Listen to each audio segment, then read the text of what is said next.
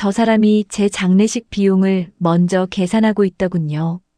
저는 그 순간을 평생 잊을 수가 없습니다. 제 이름은 박순자입니다. 올해 73입니다. 평생을 성실하게 살았습니다. 남편과 함께 작은 식당을 운영하며 아들 둘을 키웠습니다. 새벽같이 일어나서 장을 보고 밤늦게까지 설거지를 했습니다. 손님들이 남긴 반찬을 보며 마음 아파하던 시절도 있었습니다. 그렇게 악착같이 모은 돈으로 아이들을 대학까지 보냈습니다. 큰아들은 대기업에 다니고 작은 아들은 병원에서 일합니다. 두 아들 모두 잘 컸습니다. 제가 자랑할 만한 아들들입니다. 남편은 10년 전에 먼저 세상을 떠났습니다. 간암이었습니다. 병원비가 많이 들었습니다. 식당도 정리했습니다. 남편을 보내고 나니 모든 게 힘들었습니다. 그때 큰아들 부부가 저를 모시겠다고 했습니다. 어머니, 혼자 계시면 외로우시잖아요. 저희랑 같이 사세요. 며느리 김미선 씨도 웃으며 말했습니다. 어머님, 제가 잘 모실게요. 걱정하지 마세요. 저는 고마웠습니다. 정말 고마웠습니다. 그래서 제가 가진 전세금 2억 5천만 원을 모두 아들에게 주었습니다. 아들 부부는 그 돈으로 집을 샀습니다. 서울 외곽의 새 아파트였습니다. 어머니 방도 따로 있어요. 편하게 지내세요. 처음 1년은 괜찮았습니다. 며느리도 친절했고 손자 손녀도 귀여웠습니다. 제가 할 수 있는 일은 다 했습니다. 밥을 하고 청소를 하고 손자들을 돌봤습니다. 그런데 시간이 지나면서 분위기가 달라졌습니다. 며느리의 표정이 예전 같지 않았습니다. 제가 부엌에 있으면 불편해했습니다. 어머님, 그냥 쉬세요. 제가 할게요. 말은 그렇게 하지만 목소리에 짜증이 섞여 있었습니다. 손자들도 저를 피했습니다. 제가 말을 걸면 대충 대답하고 방으로 들어갔습니다. 할머니 냄새나. 손녀가 한 번은 그렇게 말했습니다. 가슴이 찢어지는 것 같았습니다. 저는 매일 씻습니다. 옷도 깨끗이 빨아 입습니다. 그런데 아이들 눈에는 제가 더럽게 보이나 봅니다. 어느 날 밤 아들 부부가 나누는 대화를 들었습니다. 엄마 언제까지 모실 거야? 애들도 불편해하잖아. 며느리의 목소리였습니다. 그래도 우리 엄마인데 어쩌겠어. 아들의 목소리는 힘이 없었습니다. 당신 엄마 돈으로 이 집 샀잖아. 그건 알아. 근데 요즘 애들 교육비도 만만찮고 우리 생활도 빠듯하단 말이야. 어머님 용돈도 드려야 하고 병원비도 들고. 알아. 근데 어쩌라고. 차라리 요양원이라도. 요즘 괜찮은 데 많던데. 그 순간 저는 숨이 막혔습니다. 제 돈으로 산 집에서 제가 쫓겨나는 겁니까? 저는 그날 밤 한숨도 자지 못했습니다. 눈물만 흘렸습니다. 다음 날 아침 며느리는 평소처럼 웃으며 말했습니다. 어머님, 진지 드세요. 저는 밥을 먹을 수가 없었습니다. 며칠 후 가슴이 답답했습니다. 숨이 잘 쉬어지지 않았습니다. 팔이 저렸습니다. 식은 땀이 났습니다. 며느리, 나 좀 이상해. 병원에 가야겠어. 며느리는 귀찮다는 표정을 지었습니다. 또요? 지난주에도 갔잖아요. 아니야. 이번엔 진짜 심각해. 에휴. 알았어요. 잠깐만요. 며느리는 핸드폰을 들고 어디론가 전화를 했습니다. 여보, 어머님이 또 아프시대. 어떡해? 내가 오늘 약속 있는데. 결국 저는 혼자 택시를 타고 병원에 갔습니다. 응급실이었습니다. 의사 선생님이 심각한 표정으로 말했습니다. 협심증입니다. 심장 혈관이 좁아져 있어요. 바로 입원하셔야 합니다. 자칫하면 큰일 날 뻔했습니다. 저는 떨리는 손으로 아들에게 전화했습니다. 아들아, 엄마야. 나 병원에 입원했어. 협심증이래. 네. 어느 병원이에요? 아들이 병원에 온 건 저녁 때였습니다. 며느리는 오지 않았습니다. 엄마, 괜찮으세요? 아들의 목소리는 걱정보다는 피곤함이 느껴졌습니다. 응, 괜찮아. 의사 선생님이 잘 치료하면 된대. 입원 기간은 얼마나 되세요? 일주일 정도래. 검사도 더 해야 하고. 아들은 한숨을 쉬었습니다. 입원비는 얼마나 나올까요? 보험 있으니까 많이는 안 나올 거야. 네. 그럼 저 먼저 갈게요.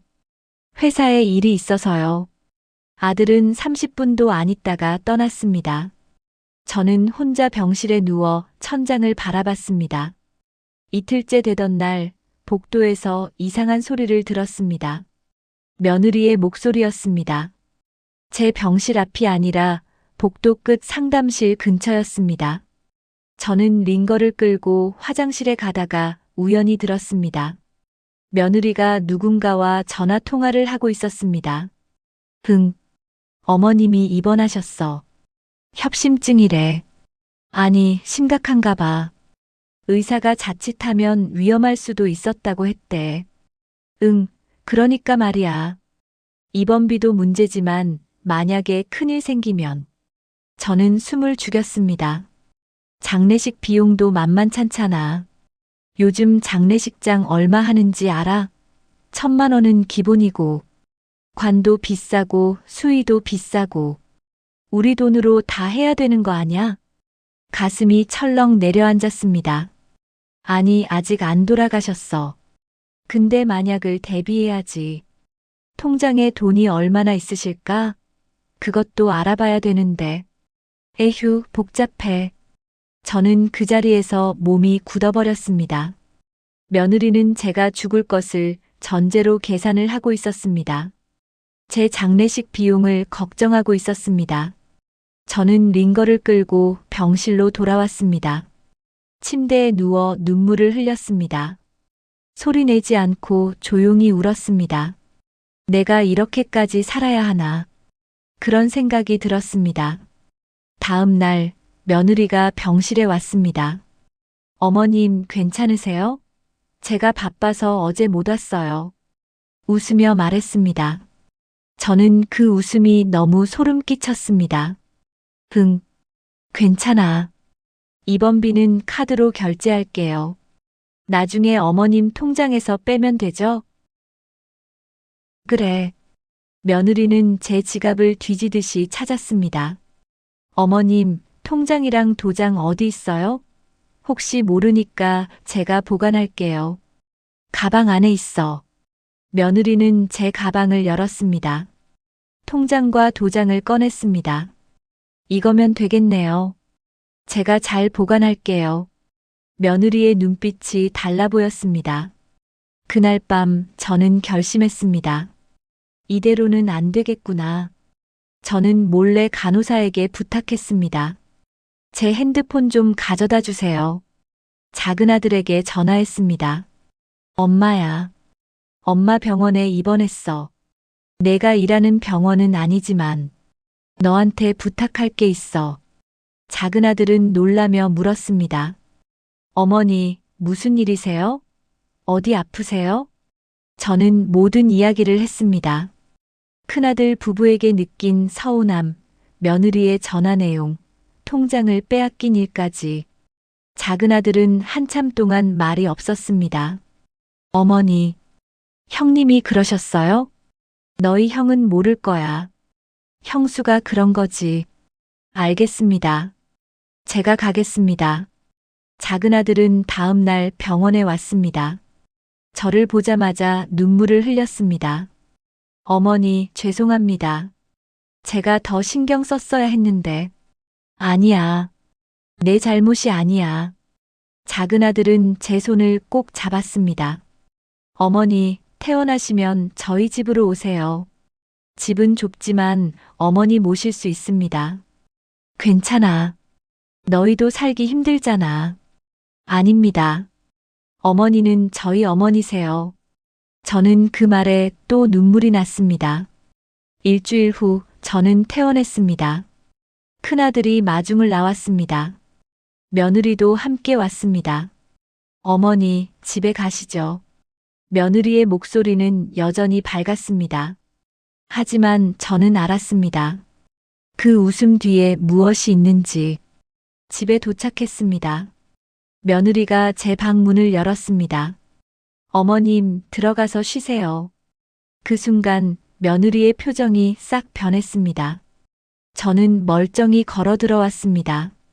링거를 맞을 필요도 없었습니다. 건강하게 돌아온 겁니다. 며느리의 얼굴에서 실망감이 역력히 보였습니다. 아, 많이 좋아지셨네요. 목소리에 힘이 빠져 있었습니다. 저는 그 표정을 정확히 읽었습니다. 이 사람은 내가 죽기를 바랐구나. 아니, 최소한 올해 입원해서 요양원으로 가기를 바랐구나. 가슴이 먹먹했습니다. 저는 며느리를 똑바로 쳐다봤습니다. 며느리. 네, 어머님. 내 통장이랑 도장 돌려줘. 며느리의 얼굴이 굳었습니다. 어머님, 그게 입원비 정산하려고 제가 가지고 있었는데 정산은 끝났어. 이제 필요 없잖아. 네. 며느리는 마지못해 통장과 도장을 꺼내 주었습니다. 저는 그걸 받아들고 제 방으로 들어갔습니다. 그날 밤 저는 짐을 쌌습니다. 많지 않았습니다. 옷 몇 벌, 사진첩, 남편의 유품 몇 가지. 새벽에 작은아들에게 전화했습니다. 나 데리러 와줄 수 있니? 지금요? 응, 지금. 작은아들은 1시간 만에 도착했습니다. 저는 조용히 집을 나왔습니다. 큰아들 부부는 아직 자고 있었습니다. 현관문을 나서는 순간 며느리가 깼습니다. 어머님, 어디 가세요? 저는 돌아보지 않았습니다. 나 이제 안 올 거야. 네. 내 돈으로 산 집이지만 나는 여기서 환영받지 못하니까. 며느리는 당황한 표정이었습니다.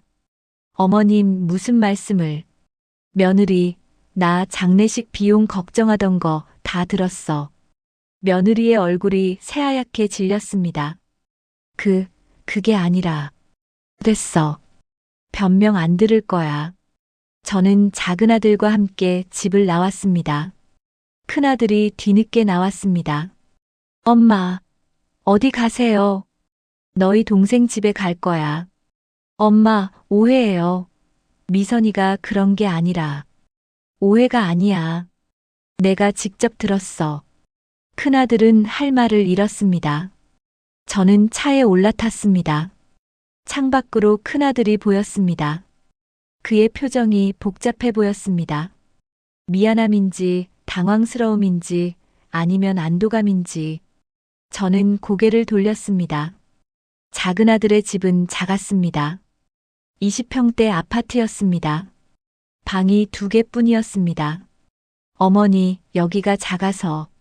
죄송합니다. 작은아들의 아내가 말했습니다. 아니야. 괜찮아. 고마워. 어머님, 이 방 쓰세요. 저희는 거실에서 잘게요. 그럴 순 없지. 내가 거실에서 잘게. 안 됩니다. 어머님은 환자세요.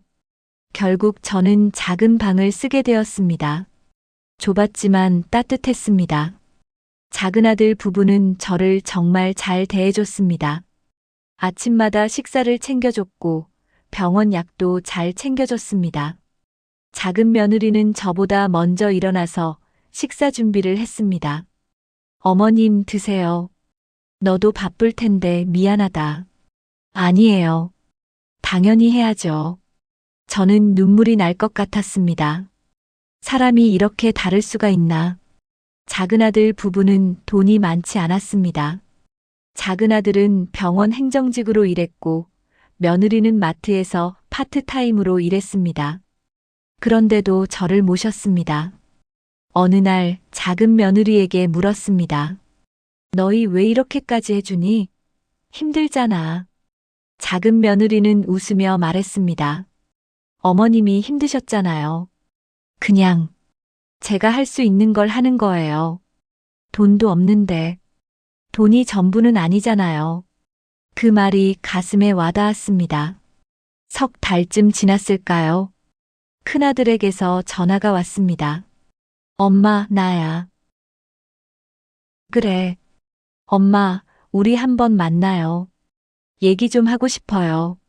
무슨 얘기? 그냥 얘기요. 엄마 보고 싶기도 하고. 저는 망설였습니다. 알았어. 만나자. 우리는 조용한 카페에서 만났습니다. 큰아들은 많이 수척해 보였습니다. 엄마, 그동안 잘 지내셨어요? 응, 잘 지냈어. 동생네는 집이 좁던데. 좁아도 마음은 넓더라. 큰아들은 고개를 숙였습니다. 엄마, 죄송해요. 미선이가 그런 말을 한 건 사실이에요. 저도 나중에 알았어요. 그래서 저도 잘못했어요. 제가 엄마를 더 잘 챙겼어야 했는데. 큰아들의 목소리가 떨렸습니다. 미선이랑 많이 싸웠어요.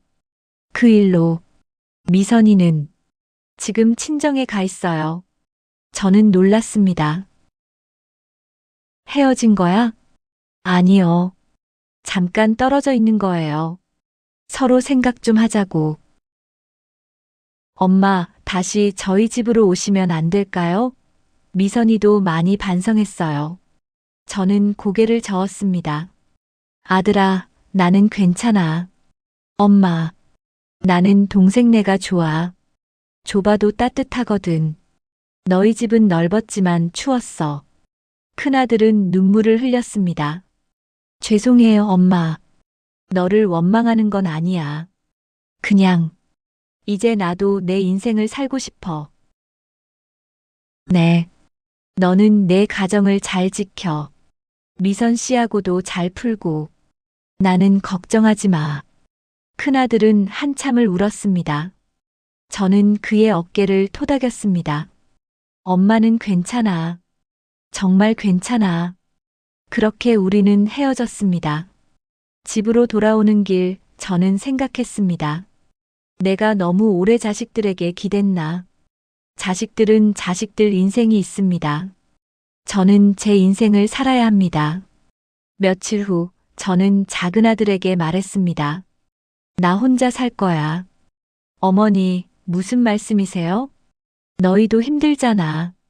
나 때문에 방 하나를 못 쓰고. 미안해. 아니에요, 어머니. 저희는 괜찮아요. 아니야. 나는 혼자 살고 싶어. 아직 건강하고. 작은아들은 걱정스러운 표정이었습니다.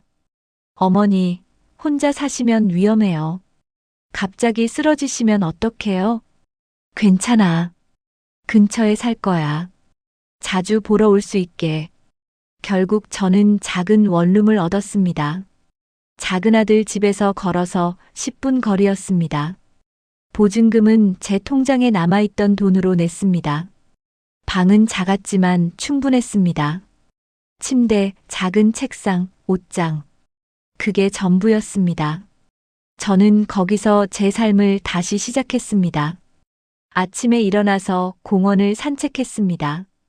점심은 간단히 먹고 오후에는 복지관에 나가서 다른 어르신들과 이야기를 나눴습니다.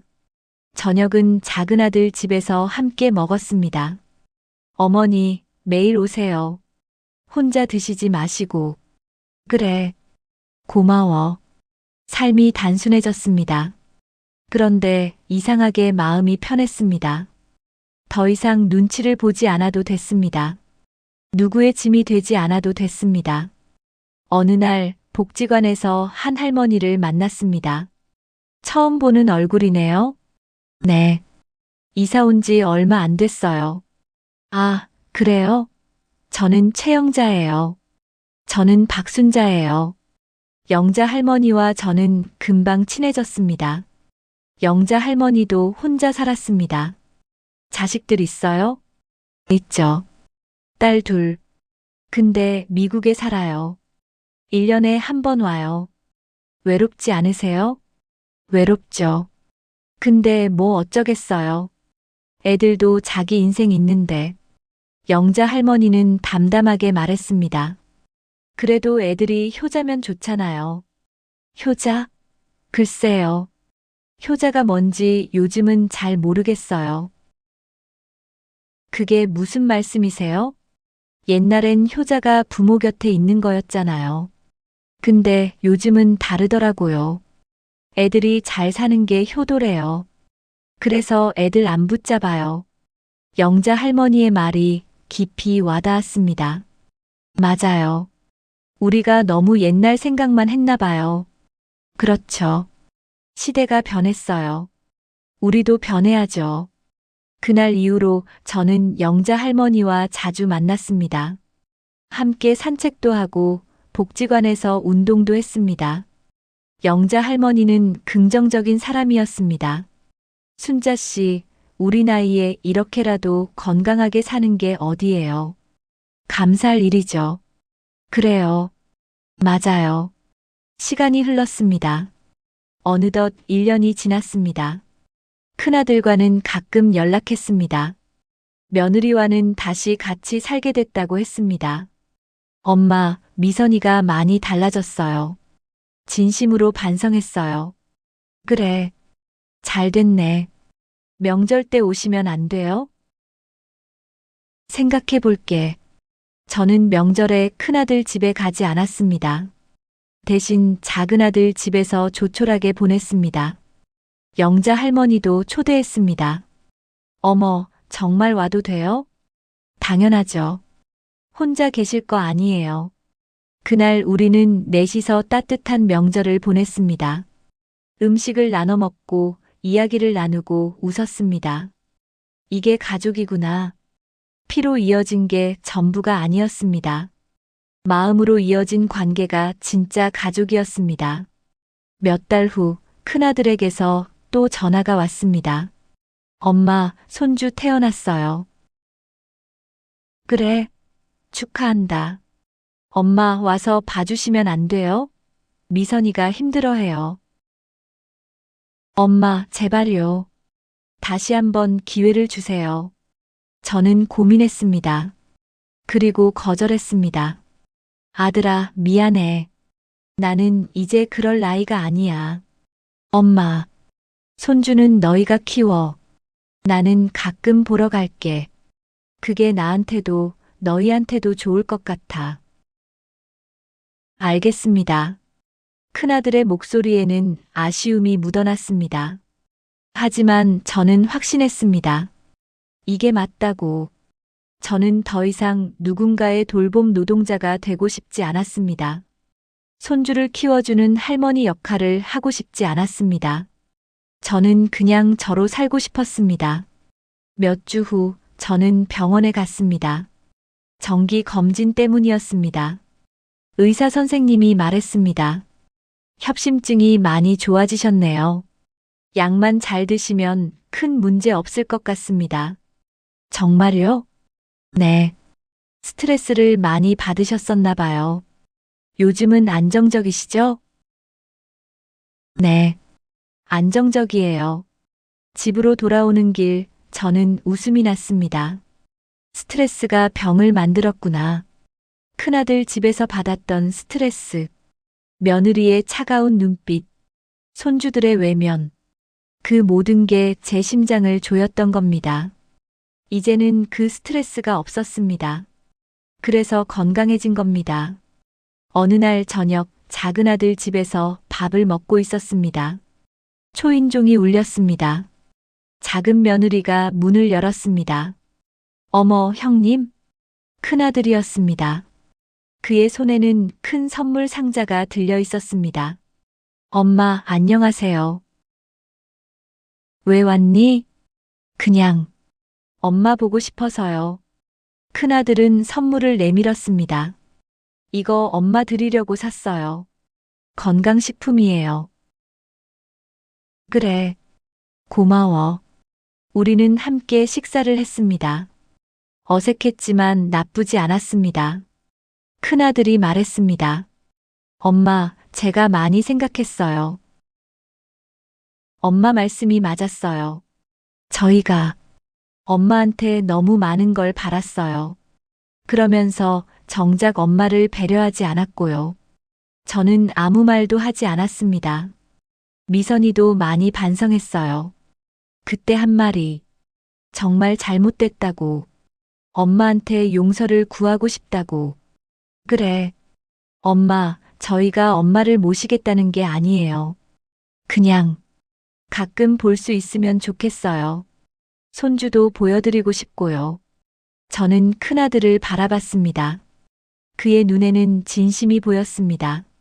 알았어. 가끔 보자. 정말요? 응. 하지만 나는 여기서 살 거야. 혼자. 네. 알겠습니다. 그날 이후로 큰아들과의 관계가 조금씩 회복됐습니다. 한 달에 한두 번 만났습니다. 손주도 봤습니다. 귀여웠습니다. 하지만 저는 손주를 안아주고 나서 집으로 돌아왔습니다. 돌봐주지 않았습니다. 며느리도 저에게 부탁하지 않았습니다. 어머님, 오늘 와주셔서 감사해요. 응. 손주 건강하게 잘 키워. 적당한 거리였습니다. 서로에게 부담이 되지 않는 거리. 그게 좋았습니다. 이제 저는 74입니다. 혼자 살고 있습니다. 외롭지 않냐고요? 가끔은 외롭습니다. 하지만 그 외로움이 나쁘지 않습니다. 혼자만의 시간이 있습니다. 제가 하고 싶은 걸 할 수 있습니다. 아침에 늦잠을 자도 되고 밤에 영화를 봐도 됩니다. 누구 눈치를 보지 않아도 됩니다. 영자 할머니와는 여전히 친합니다. 우리는 가끔 여행도 갑니다. 복지관에서 주최하는 당일치기 여행에 함께 갑니다. 순자 씨, 다음 주에 설악산 간대요. 같이 가요. 좋아요. 갑시다. 인생이 이렇게 자유로울 수 있다는 걸 이제야 알았습니다. 얼마 전 큰아들이 물었습니다. 엄마, 행복하세요? 저는 웃으며 대답했습니다. 응, 행복해. 정말요? 정말이야. 이렇게 사는 게 나한테는 맞더라. 큰아들은 안도한 표정이었습니다. 엄마가 행복하시면 됐어요. 저는 그 말이 고마웠습니다. 이제는 큰아들도 이해하는 것 같았습니다. 부모와 자식이 꼭 붙어서 살 필요는 없다는 걸, 서로를 존중하면서 적당한 거리를 유지하는 것도 사랑이라는 걸, 작은 아들은 여전히 매일 저녁 식사를 챙겨줍니다. 어머니, 오늘도 오셨어요? 응. 혼자 먹기 심심해서. 그럼 매일 오세요. 작은 며느리도 웃으며 말합니다. 어머님, 여기가 어머님 집이에요. 그 말에 가슴이 뭉클했습니다.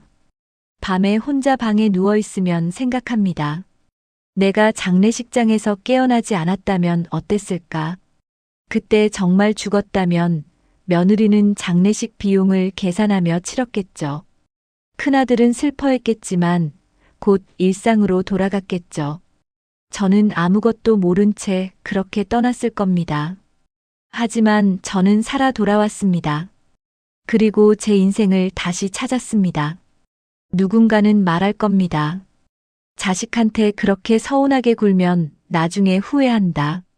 하지만 저는 후회하지 않습니다. 제가 선택한 삶입니다. 누구에게 기대지 않고 제 힘으로 사는 살. 그게 제일 떳떳하고 편합니다. 며느리가 장례식 비용을 걱정했던 그날, 저는 깨달았습니다. 사람은 결국 혼자라는 걸. 자식도 며느리도 누구도 끝까지 내 편은 아닐 수 있다는 걸. 그렇다면 나 스스로 내 편이 되어야 한다는 걸. 이제 저는 압니다. 제 인생의 주인공은 저라는 것을요. 오늘도 저는 혼자 차를 마십니다. 창밖으로 해가 집니다. 조용하지만 평화롭습니다. 이게 제 삶입니다. 누구의 짐도 아니고 누구의 희생도 아닌 그냥 박순자로 사는 삶. 그것만으로 충분합니다.